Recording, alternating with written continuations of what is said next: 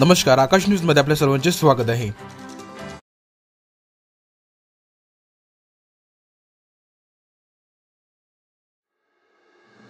परत दुसरा गुन्हा करणे पडले महागात। डोकेसरंडी येथील बीडीसीसी बँक दरोड्याच्या प्रयत्नातील आरोपी अखेर सापडले।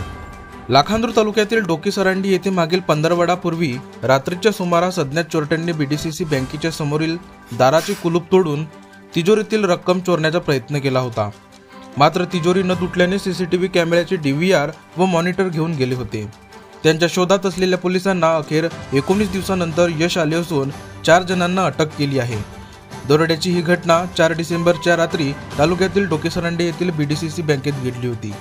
या घटनेतील सहभागी आरोपींचा तपास पोलिसांकडून सुरू होता।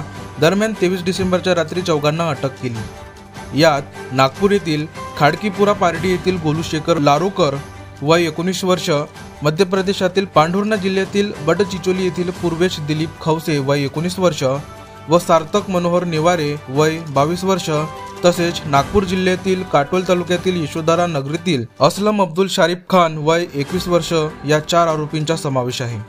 4 डिसेंबरच्या सायंकाळी नियमित वेळेनुसार कर्मचारी बँक कुलूप बंद करून घरी गेले होते, तर बँक व एटीएमच्या सुरक्षेसाठी सुरक्षा कर्मचारी बँक परिसरात एटीएम मध्ये कार्यरत होता।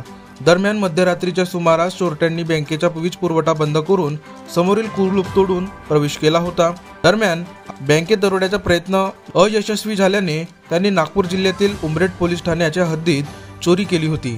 चोरी करून पसार होत असलेले आरोपी सीसीटीव्हीत कैद झाल्याने उमरेड पोलिसांनी अटक केली होती।